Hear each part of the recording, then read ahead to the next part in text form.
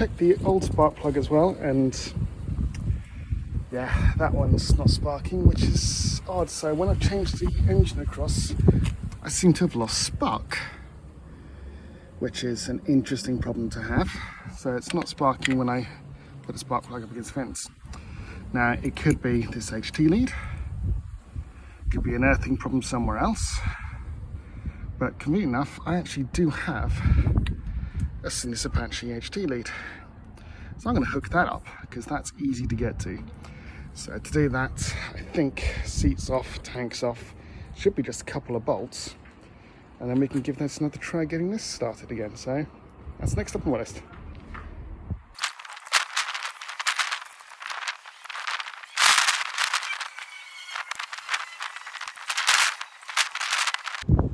Right, you can see it should just be a case of disconnect, 2 simple slips, and then feed it through. So that's where we're going first.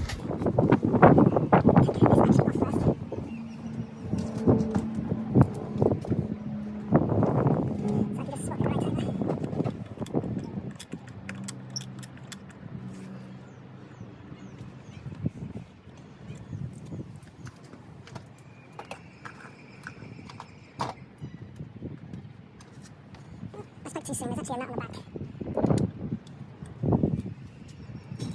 So that looks to be a Torx 25.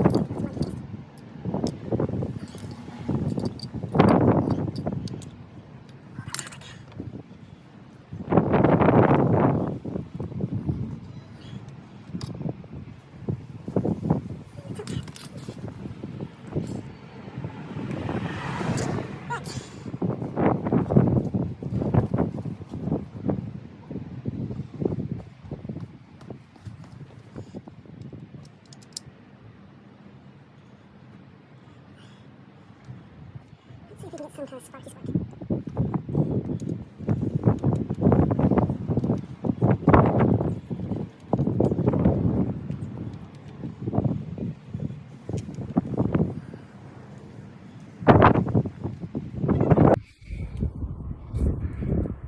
Okay, we've got that fitted, plugged in.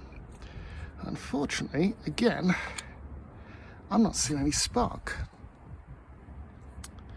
Now, I'm going to try a couple of times, but geez.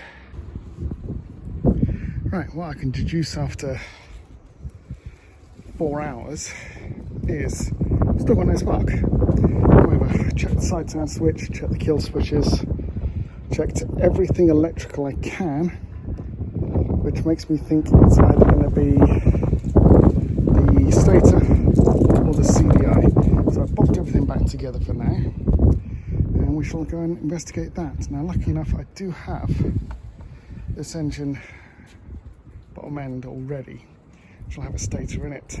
I'm tempted to harvest that one because that's where I tested the good spark. I've not actually tested this had a good spark once I put the new engine in. So this engine may not have been a runner. There may have been some electrical gremlins, so I'm going to check that out first, and I'm going to go from there. So hopefully I shall see everyone next time. But this is yet another day of still no noise from the engine. Still, we keep trying.